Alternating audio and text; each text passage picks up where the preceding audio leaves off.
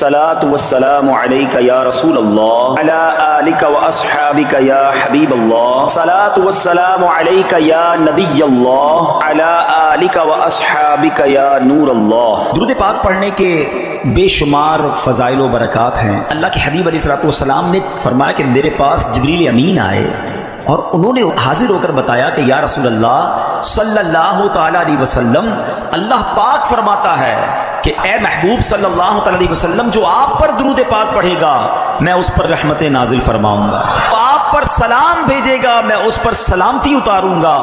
اس نعمت کا شکر ادا کرنے کے لیے میں نے اتنا طویل سجدہ کیا، تو پھر کیوں نہ چلتے پھرتے اٹھتے بیٹھتے بندہ درود پاک کا ورد کرتا رہے۔ قول الحبیب صلی اللہ تعالی علی محمد صلی اللہ علیہ وسلم۔ ایک اور میسج کربلا کا، جب امام حسین رضی اللہ تعالیٰ عنہ کو شہید کیا گیا، امام حسین گویا دنیا سے جاتے ہوئے میسج دے گئے کہ ہم تلواروں کے سائے میں بھی سجدے نہیں چھوڑتے۔ وہاں نماز قضا نہیں ہوئی۔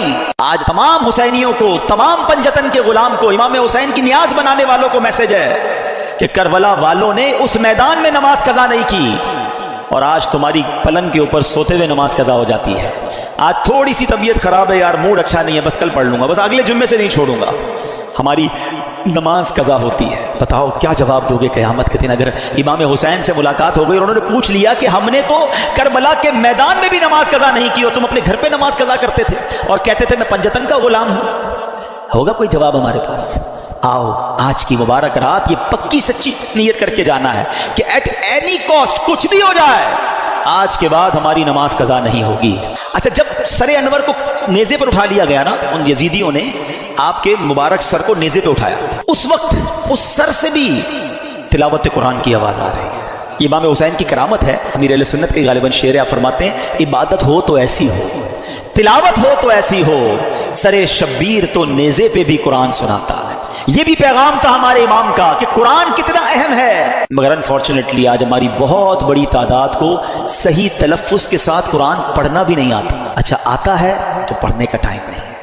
ذرا سوچو کتنا خوف کا وقت ہوگا، مگر میرے امام تلاوت کر رہے ہیں اور ہم اپنے گھر میں ایئر کنڈیشن چل رہا ہوتا ہے پھر بھی تلاوت نہیں کرتے۔ یہ موبائل ہم سے روز گھنٹوں لے جاتا ہے، سورہ ملک پڑھنے کا ٹائم نہیں ملتا، حالانکہ اسی موبائل میں قرآن بھی ڈاؤن لوڈ ہو سکتا ہے، سورہ یاسین پڑھنے کا ٹائم نہیں ملتا۔ کئی ایسے حافظ قرآن ہوتے ہیں جو دہراتے نہیں اپنے قرآن کو۔ اللہ نے اتنی بڑی نعمت دی آپ کو کہ آپ کے سینے میں قرآن محفوظ ہوا، گویا جنت کا آپ کو راستہ ٹھکانہ مل رہا تھا اور آپ نے اسے بھلا دیا، آپ اسے بھی نہیں پڑھتے۔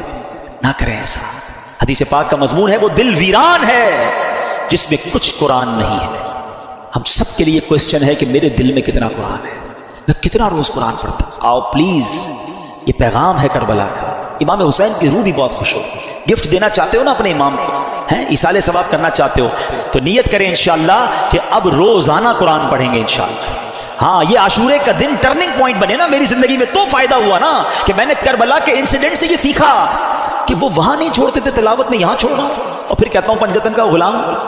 پلیز قرآن سے دوستی کر لیں۔ مبارک دن عاشورہ کی آمد ہے، امید ہے عبادت کی خوب تیاری آپ نے کر لی ہوگی۔ آپ نے شب عاشور کیا کرنا ہے آئیے سنتے ہیں۔ عاشورہ کی رات میں 4 رکعت نماز نفل اس ترکیب سے پڑھیں کہ ہر رکعت میں الحمد کے بعد آیت الکرسی 1 بار اور سورہ اخلاص 3 بار پڑھیں اور نماز سے فارغ ہو کر 100 مرتبہ سورہ اخلاص پڑھیں۔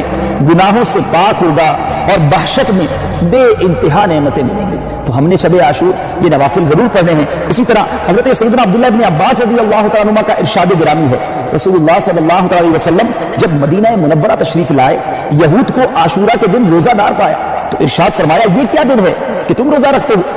تو یہود نے عرض کی یہ عظمت والا دن ہے، اس میں موسیٰ علیہ السلام اور ان کی قوم کو اللہ تعالیٰ نے نجات دی اور فرعون اور اس کی قوم کو ڈبو دیا، لہذا موسیٰ نے بطور شکرانہ اس دن روزہ رکھا تو ہم بھی روزہ رکھتے ہیں۔ نبی پاک علیہ السلام نے ارشاد فرمایا موسیٰ علیہ السلام کی موافقت کرنے میں بنسبت تمہارے ہم زیادہ حقدار اور زیادہ قریب ہیں۔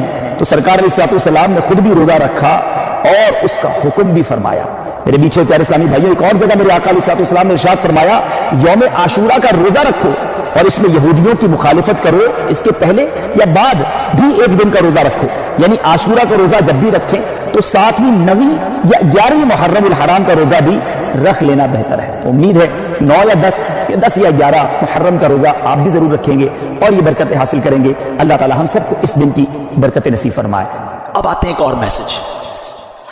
امام حسین کو انفسائز کیا گیا، آپ کو بہت زیادہ پریشرائز کرنے کی کوشش کی گئی کہ آپ یزید کی بیعت کر لیں، ایک ہی تو مطالبہ تھا۔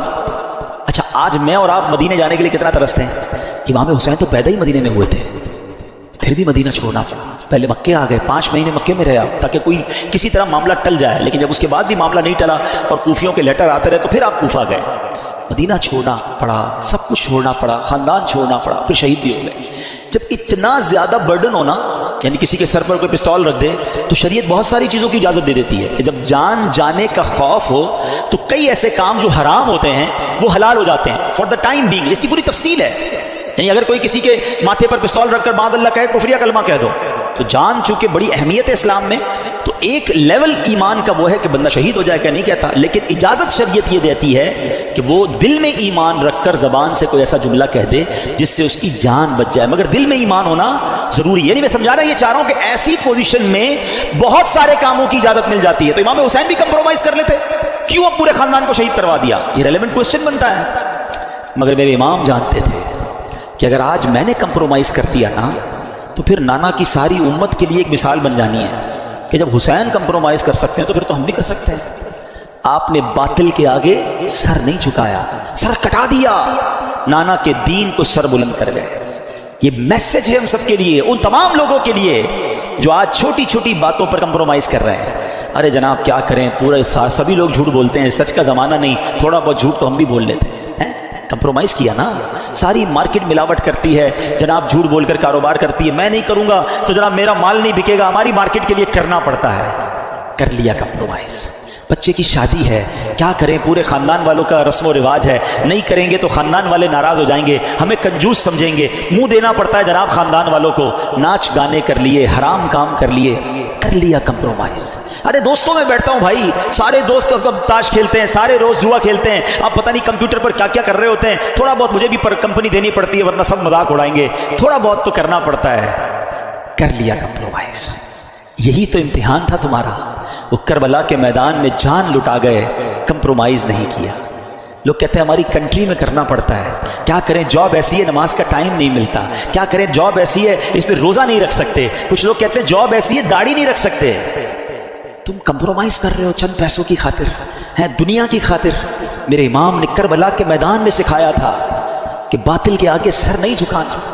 تم ایک جگہ سے تم یہ سمجھتے ہو کہ یہ جاب چھوٹ جائے گی نماز کے لیے، ارے تم چھوڑ دو ایسی جاب، اللہ تمہیں ایسی 10 اچھی جاب عطا فرما دے گا۔ ایک در بند ہوگا، اللہ تمہارے لیے 10 در کھول دے گا۔ ہمت تو لاؤ اپنے اندر، پھر کہتے ہو میں پنجتن کا غلام ہوں، اور ہر بات میں کمپرومائز، ہر چھوٹی بات میں پھسل جاتے ہیں۔ کیا کریں، چلتا ہے، نہیں چلے گا بھائی، وہ چیز نہیں چل سکتی جس میں میرے اللہ اور اس کے رسول کی ناراضگی ہے، جس میں کربلا والوں کے طریقے سے ہٹ رہا ہوں، یزیدی کام کروں اور کہوں میں پنجتن کا غلام ہوں۔